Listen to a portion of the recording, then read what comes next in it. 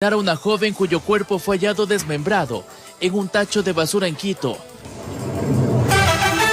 Policía detuvo a 3 ciudadanos que se dirigían a asesinar a otro individuo al norte de Guayaquil. Los aprehendidos formarían parte de la banda de los Lagartos. Presidente Lenín Moreno inauguró en Guayaquil la primera pista atlética con certificación internacional en el país. Así empieza la noticia. Emisión estelar.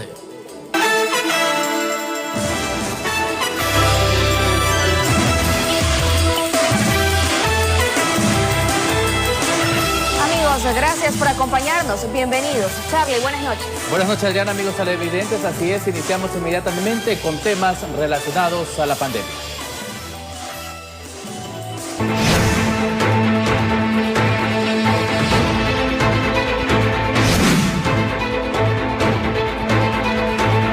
Y tras la muerte de un paciente con síntomas de COVID-19 en el Hospital General del IES en La Tacunga, el ministro de Salud, Camilo Salinas, indicó que se sospecha que haya tenido la variante brasileña y de momento se verifican muestras de la hora oxígeno. La variante brasileña del COVID-19 habría cobrado su primera víctima en el país. Lo que ha pasado en Loja y en Zamora no serían los únicos casos que se han presentado en Ecuador.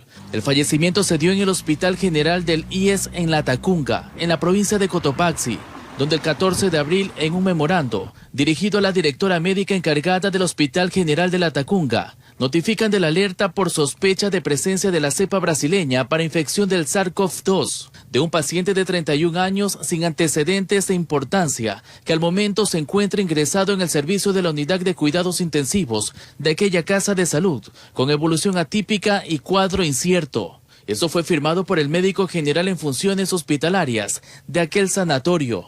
Y ese jueves 15 de abril, el IES en un comunicado informó que un paciente falleció de COVID-19 y que mantuvo en esa casa de salud un cuadro agresivo a aquella enfermedad. Además, que frente a las características de su patología, se aplicaron oportunamente todos los protocolos necesarios y se envió al Instituto Nacional de Investigación en Salud Pública las pruebas respectivas para determinar la variante que portaba el paciente, y que cabe recalcar que el Instituto Ecuatoriano de Seguridad Social tiene activados a sus equipos de vigilancia epidemiológica. Los datos de estos 2 documentos fueron confirmados por el ministro de Salud, Camilo Salinas. Un paciente de sexo masculino de 31 años, en donde es de procedencia de La Tacunga. Se sospecha por la edad y por la agresividad que evolucionó la enfermedad COVID, se sospecha que es la variante P1 Brasil. Asimismo, recalcó que se están haciendo los respectivos análisis de las muestras del fallecido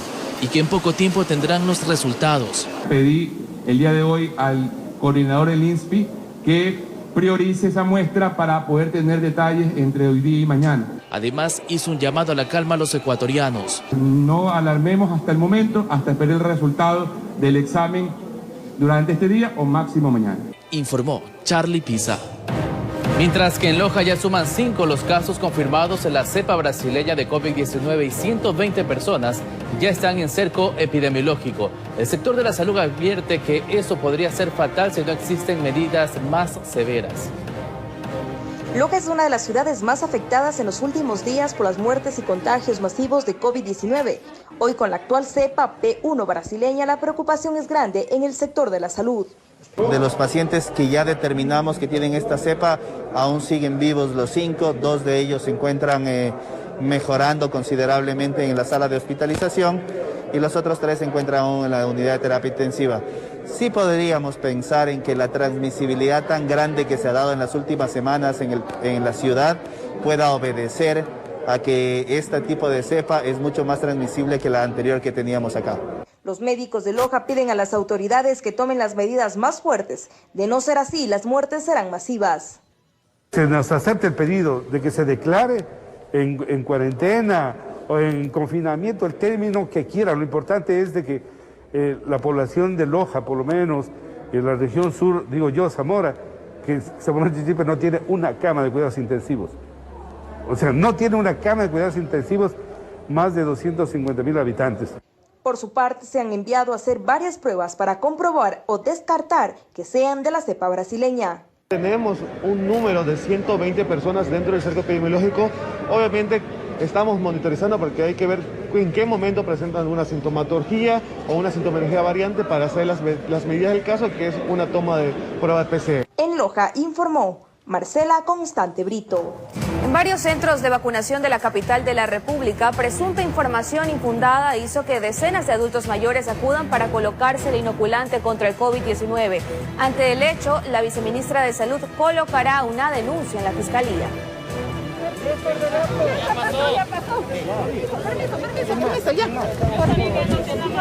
Indignados estuvieron decenas o quizás cientos de adultos mayores que acudieron a vacunarse en algunos centros destinados para este fin. Hacemos cola de mañana, hacemos cola de tarde y realmente no atienden. Y comienzan a preguntar primero la edad y de nada vale porque primero pasaron un grupo de personas y después nada. Pero no todo tiene que ver con una mala organización por parte de la autoridad, sino, por decir de alguna manera, de un bromista que jugó no solo con la necesidad de los adultos mayores, sino con su salud. Nuestros adultos mayores el día de hoy han recibido mensajes de personas ajenas, inescrupulosas, que han enviado mensajes de que pueden venir a vacunarse sin agendamiento. Para que vea lo desalmada de la intención, lea con nosotros el mensaje que llegó a los abuelitos. Estimados vecinos, de interés para la comunidad, por disposición del Ministerio de Salud Pública debido al ausentismo de los pacientes de la tercera edad, hoy a partir de las 3 de la tarde habrá vacunas contra el COVID para personas mayores de 90 años a libre demanda. Hay 2 puestos de vacunación, al sur y al norte en el Colegio Benalcázar. Al parecer, al igual que este mensaje, otros más fueron difundidos, porque en el Colegio Central Técnico pasó lo mismo. Estamos aquí porque nos citaron y resulta que encontramos la gente aquí aglomerada terriblemente. Y sobre esta incómoda situación, el secretario de Gabinete de la Presidencia de la República, Jorge Guatez, también se pronunció. Alerta. Desde ayer de números de teléfono están enviando mensajes, más de 1.750 personas, mayores de 65 años para que acudan a vacunarse sin cita. Esto es falso, solo aplica a mayores de 90 años a partir de las 3 p.m. El malestar no solo llegó de quienes fueron engañados, sino de aquellos que tenían turno pero por el desorden esperaron más de la cuenta. Pero lo más lógico, ya están llamando, nos llaman el día que nos toca. Ya respeten a los señores que están nomás. Y si los señores que no tienen, salgan afuera, salgan para afuera. Ante esto, los funcionarios competentes interpondrán acciones legales. El Ministerio de Salud Pública va a proceder a realizar la denuncia frente a Fiscalía. Tenemos ya los mensajes, los hemos pasado a las autoridades para que se proceda con la denuncia correspondiente. Los ancianos que llegaron al sitio dejaron explicado bajo su sabiduría que al chistoso o chistosos que difundieron el mensaje no se olviden que por el mismo camino van y que algún día también llegarán a viejos. Informó Javier Rosero. Y no todas las personas que son inscritas para el proceso de vacunación contra el COVID-19 asisten a los puntos de inoculación. Las autoridades buscan solucionar este problema de ausentismo. El presidente de la República, Lenín Moreno, visitó uno de los sitios que el municipio de Guayaquil abrió para llevar a cabo la inmunización contra el coronavirus. Fue en un centro de estudios del norte de Guayaquil donde el primer mandatario acudió a visitar la labor que realiza el Cabildo porteño para vacunar a miles de ciudadanos contra el coronavirus. El presidente de la República, Lenín Moreno, mencionó su aspiración en cuanto al número de inoculados antes que termine su mandato. Serán no menos de 2 millones de personas vacunadas con segunda dosis y quiero anticipar que hemos comprado 20 millones de vacunas. Hemos dado los anticipos respectivos. Y la alcaldesa explicó la forma en que se aplican las dosis a las personas más vulnerables, las de la tercera edad y también discapacitados. El gobierno pone las vacunas y el listado. Nos dimos la mano, pudimos trabajar en conjunto y en los 2 primeros días se vacunaron a 2.132 personas.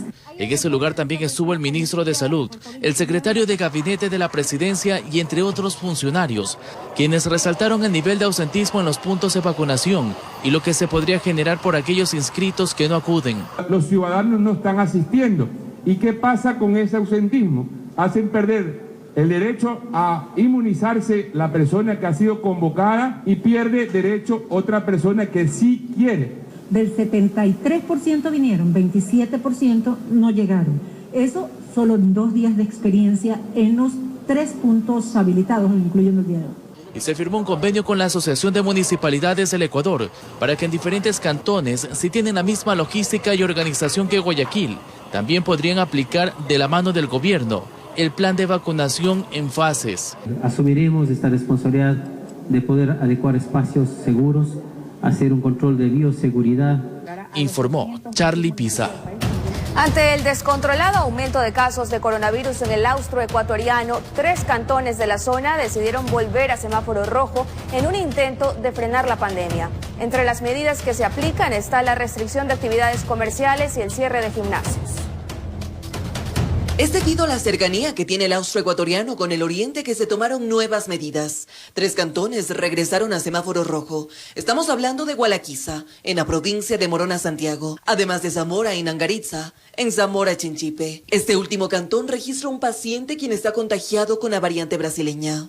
De la provincia de Zamora, Chinchipe. Y en esta semana, acá en nuestra provincia, se detectó el primer caso. Bueno, el estado de salud de él es un estado prácticamente estado crítico.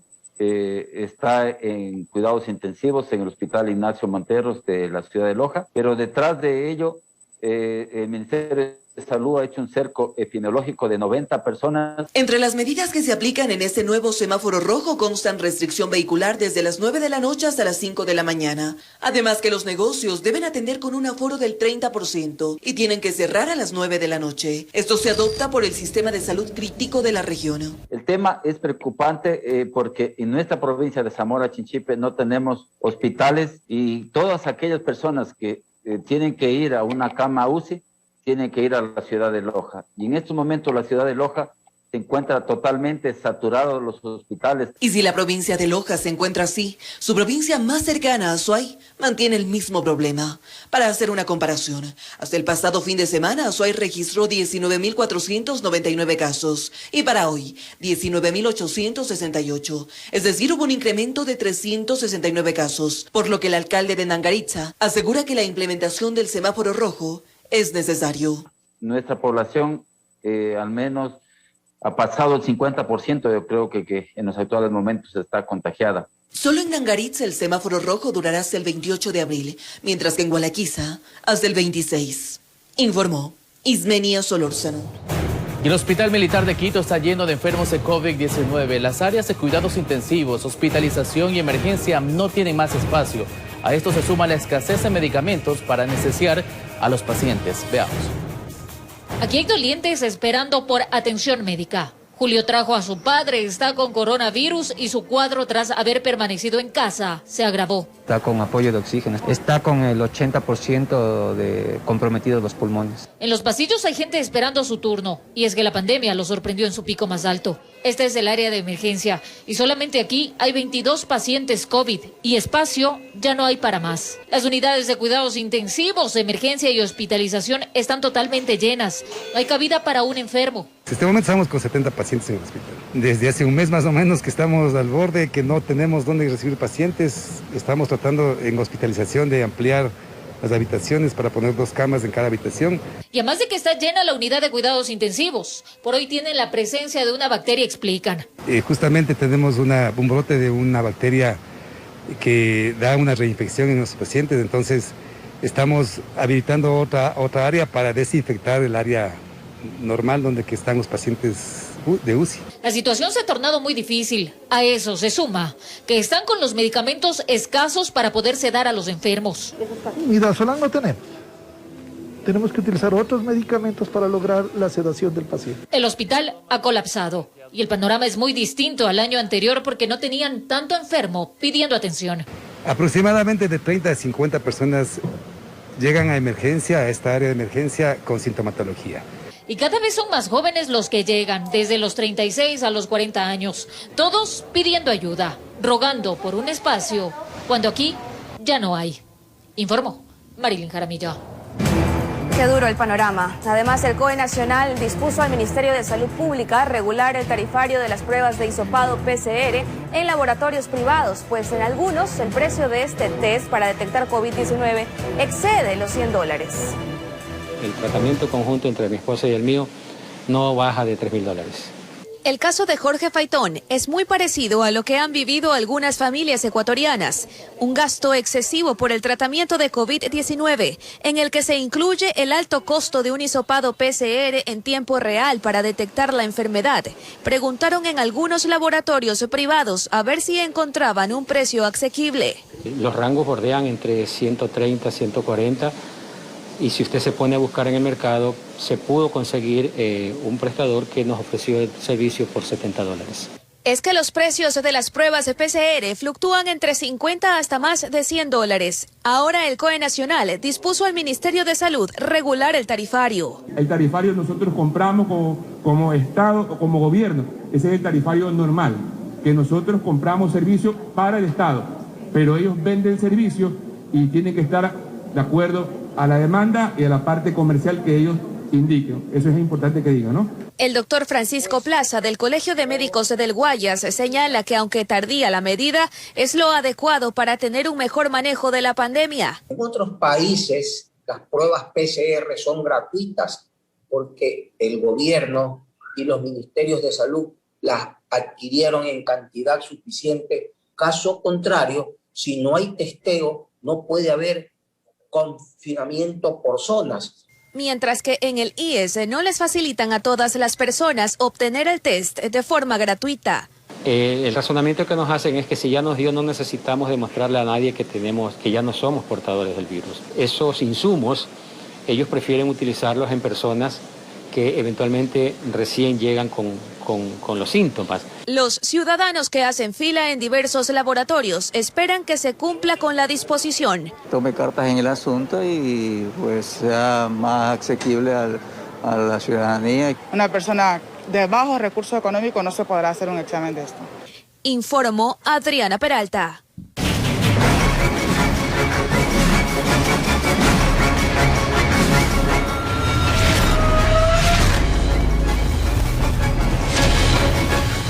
Y mucha atención, asesinan con varios disparos a 2 ciudadanos en el barrio Jocay de Manta, en la provincia de Manabí. Las víctimas fueron identificadas como Brian Salazar y Hernán Macías. Y en la escena del crimen, la Policía Nacional recogió 10 indicios balísticos y este es el 5º hecho criminal de ese tipo en la semana. Hasta el momento se desconoce la identidad de los autores de estos asesinatos. Un hombre de 34 años acusado de asesinar a una joven fue capturado por la policía al sur de Quito. El cuerpo de la víctima fue hallado desmembrado en un tacho de basura. Según la policía, todo se habría desencadenado por una riña. Es el momento en el que la policía, tras diligencias investigativas, ingresa al domicilio del sospechoso ubicado en Solanda, sur de Quito. Se trata de Alex Fernando N., de 34 años, quien sería el presunto responsable de asesinar y descuartizar a la mujer hallada en un contenedor de basura el pasado domingo. En el lugar se hallaron evidencias. Presentaba en sus prendas de vestir máculas color marrón. Sus zapatos se encontraba con indicios relacionados al hecho, que son máculas de sangre. Al interior del domicilio se encuentra una escena con signos de salpicadura.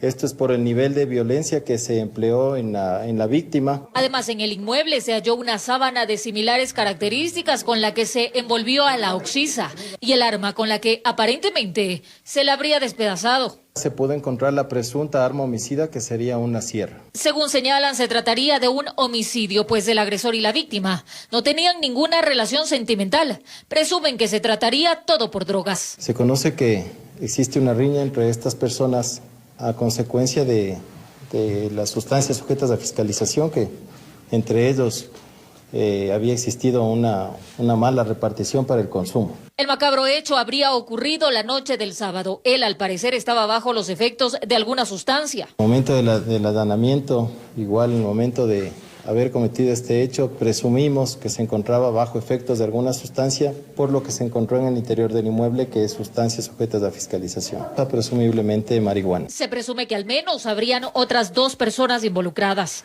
El hoy detenido registra antecedentes penales por tenencia de armas no autorizadas en el año 2020. La víctima y el victimario son ecuatorianos. Al momento están a la espera de los resultados genéticos para determinar si Alison fue víctima o no de abuso sexual. El sospechoso, en el caso de ser hallado culpable, podría cumplir una pena privativa de libertad de 22 hasta 34 años por este crimen, informó Marilyn Jaramillo. Conmoción en Riobamba por un presunto caso de parricidio. Un hombre es acusado de asesinar a su padre a golpes con un asadón. Darwin Altamirano con los detalles de esa trágica noticia. Dentro de una funda de polietileno y en estado de putrefacción sacaban el cuerpo de Raúl Ellie, de 57 años, quien fue victimado, se presume, por su propio hijo, José Ellie. Al parecer, utilizó un asadón para cometer el hecho de sangre. Han discutido, el papá y el hijo han discutido. Y de ahí es que dice que ha dado con el asadón en la cabeza. Una persona que supuesto victimario, que por disposición de la señora fiscal, el alejamiento dispuso de que no se aleje por 8 horas, el cual en este momento se va a trasladar a la fiscalía para determinar su situación jurídica. ¿Es su hijo, al parecer? Sí, su hijo.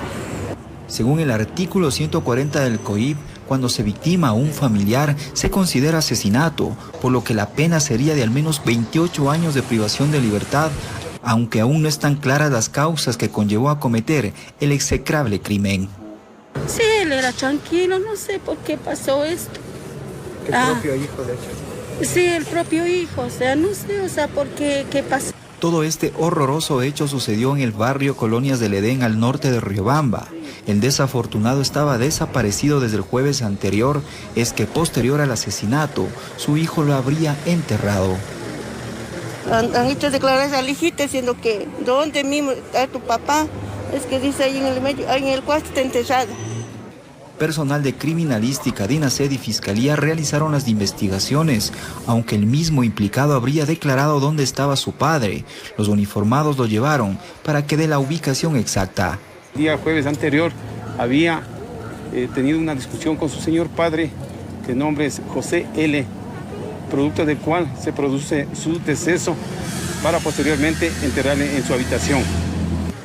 El cuerpo fue trasladado hasta el Centro Forense de Ambato, donde cuentan con más tecnología y así verificar las verdaderas causas del fallecimiento. En Chimborazo informó Darwin Altamirano. 5 disparos acabaron con la vida de un hombre de 25 años en Puerto Viejo, provincia de Manabí. El cadáver fue hallado entre plantaciones de coco. El cuerpo sin vida de un hombre de aproximadamente 25 años de edad fue localizado entre plantaciones de coco en el sector conocido como El Zapote, parroquia Río Chico, esto en Puerto Viejo, Manabí. Conocido el hallazgo, la policía se hizo presente para empezar con las investigaciones. Moradores del sitio daban algunos detalles de lo que habría ocurrido. Lo encontré un vecino que estaba trabajando ahí, él estaba trabajando ahí al otro lado y como la finca nosotros están los cocos unas palmas bajas, él ha venido a comerse un coco y lo vio, creía que estaba dormido. ¿Se presume que fue durante la madrugada? Según la gente escucha, dice que fue ayer a las 6 de la tarde que usaron unos tiros. Elementos policiales ya recolectan pistas, datos para poder tener certezas más que hipótesis. El cadáver no tenía documentos, pero le habrían disparado por varias ocasiones.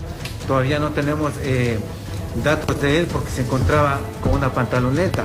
Por lo que se ve, tenía arena en los bolsillos. Se entendería que estuvo en la playa, estuvo tal vez en alguna actividad en el mar. No podríamos dar detalles porque no tenemos más indicios, no hay cámaras en el sector. Por ello tratan de determinar causas de lo ocurrido, informó Julio César Sao. La policía detuvo a uno de los sujetos acusados de participar en el robo a un conductor en el centro de Guayaquil. El hecho que se hizo viral en redes sociales. Mientras tanto, están tras la pista del segundo individuo que ya fue identificado por la víctima. Este sujeto de nacionalidad venezolana, de 28 años de edad, habría sido quien le robó a un conductor días atrás cuando éste compraba una botella con agua. El vendedor informal también participó en este hecho. Esto sucedió en las calles Clemente Ballén y Lorenzo de Garicoa, en pleno centro de Guayaquil. El video del robo se hizo viral. La policía lo analizó, siguió los rastros y lo capturó. El afectado puso la denuncia, supo manifestar que se le habían sustraído la cartera y su teléfono celular. El sujeto no tenía boletas de captura, boletas de detención, no presentaba nada de eso. Al sujeto se le encontró varios sobres con cocaína, marihuana y algunos documentos personales. Ante estos hechos, la Policía Nacional y agentes metropolitanos realizaron un operativo de control con el fin de disuadir a los vendedores informales que se asientan en este sector céntrico de Guayaquil.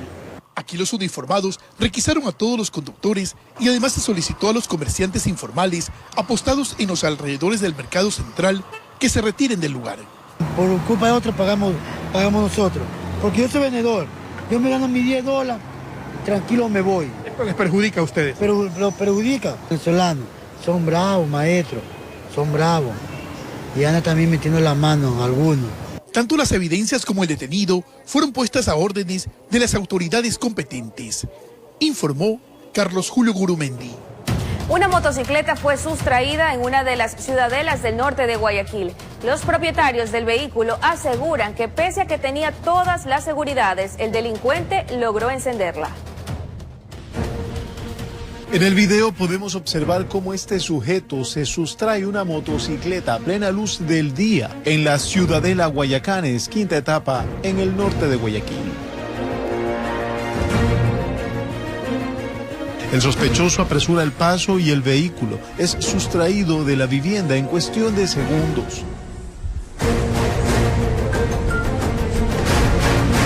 Los propietarios del vehículo acotan que este tipo de delitos por la zona ya no los asombra, pues son varios los casos en donde abren carros o se llevan las motos del sector. La dejamos ahí parqueada y nos fuimos a descansar, estábamos durmiendo.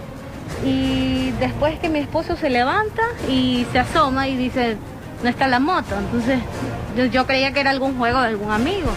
Pero no, y fuimos a ver y no estaba. Lo que llama la atención es que el vehículo sustraído tenía todas las seguridades del caso, según los dueños. Tenía hasta el bloqueo de volante y tanta cosa de... Y con todo y eso. Nada, igual se lo llevaron. De su parte, los moradores del sitio aseguran que ya son varios los casos similares a este. Piden más resguardo policial. Nos reportaron que de la esquina se robaron una moto. Ajá. Sí, cierto. Y que del otro lado se robaron una camioneta. Así dicen, sí, pero yo vivo aquí al frente, sí. Correcto. Sí, es así, la policía demora mucho para andar por aquí. Y si lo llaman, no vienen. Informó Julio César Saola. En redes sociales circuló un video en el que se evidencia decenas de cajas de fármacos e insumos médicos tirados en el suelo en el sector de La Ladrillera al noroeste de Guayaquil. Los moradores anunciaron que los medicamentos pertenecen a un dispensario del IES y que una parte de estos fue incinerada. La institución investiga este caso. Vea, hartas medicinas del Seguro Social aquí en La Ladrillera, bloque 22. Vea, hartas medicinas.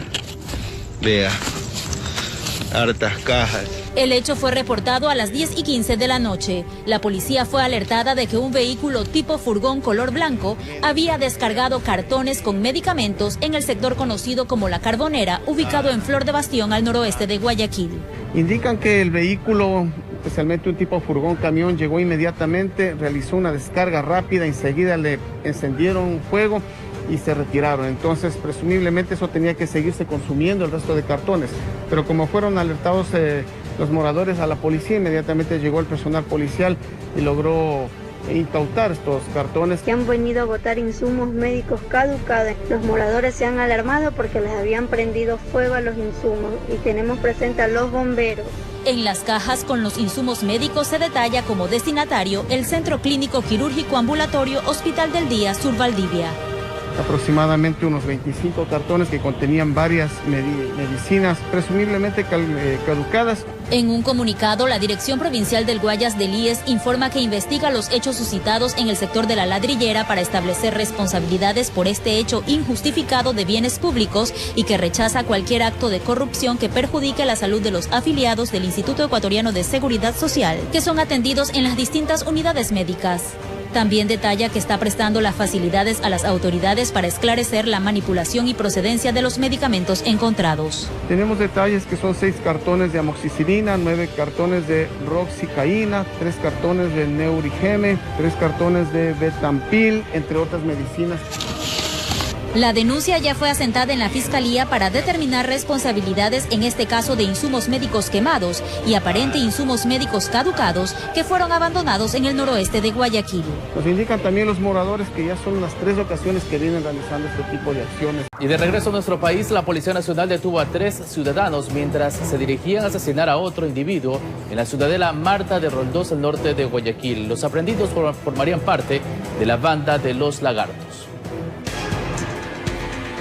Tras recabar información, miembros de DINASET ubicaron y detuvieron a 3 sujetos que se transportaban en un automóvil y se dirigían a la ciudadela Marta de Roldós en el norte de Guayaquil para ejecutar a otro individuo. Pudo identificar a un alias conocido como el alias de Sabu Mabu, el mismo que juntamente con 2 ciudadanos se encontraban movilizándose en un vehículo y posterior presuntamente iban a cometer un hecho de un homicidio intencional.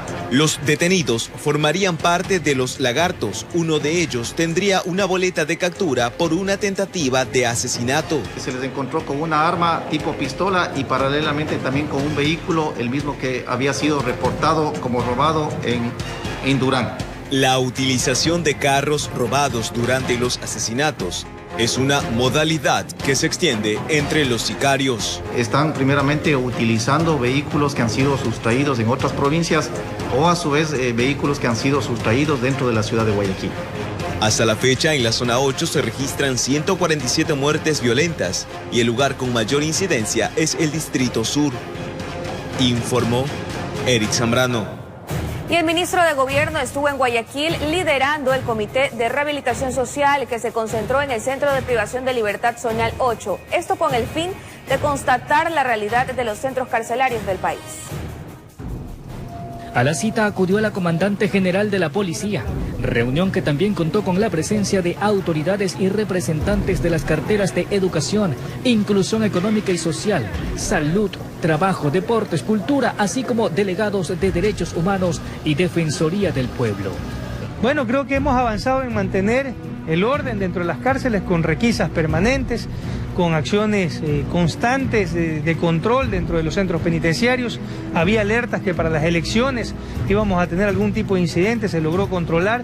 Martínez señaló que lo importante de concentrar a tantos organismos dentro de un centro carcelario permite conocer la realidad que atraviesan los internos.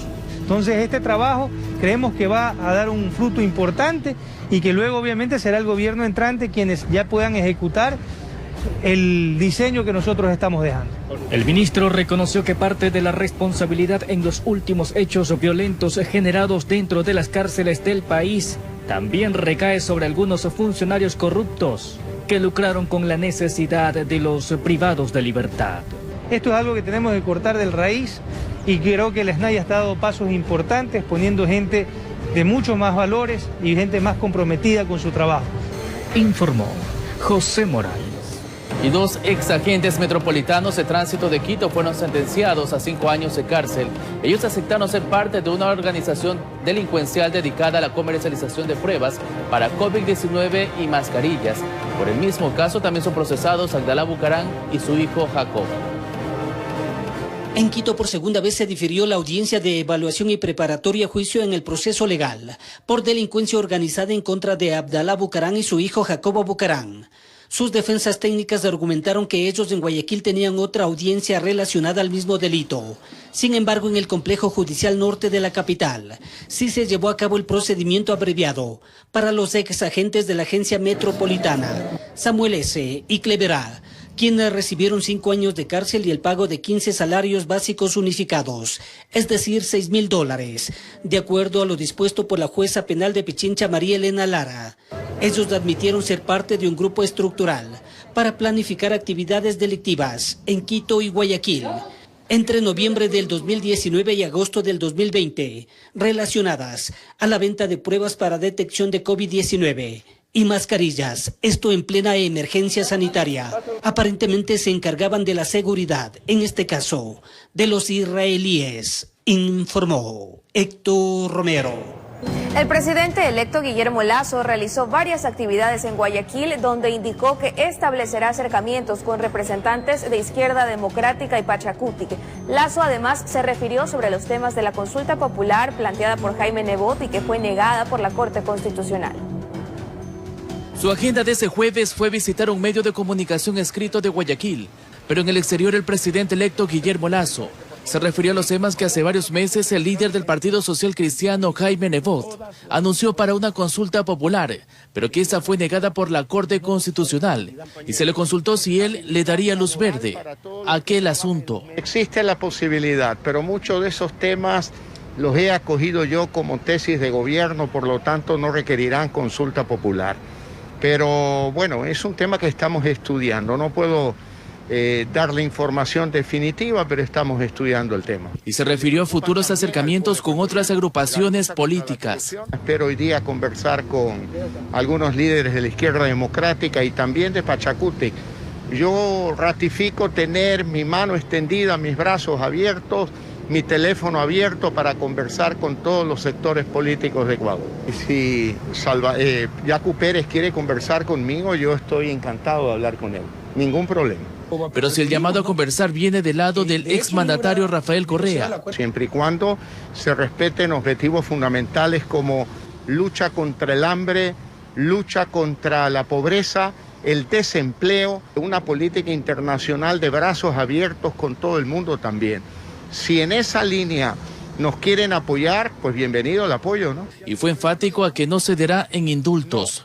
Impunidad no, eso es un tema de la justicia y que la justicia continúe los procesos.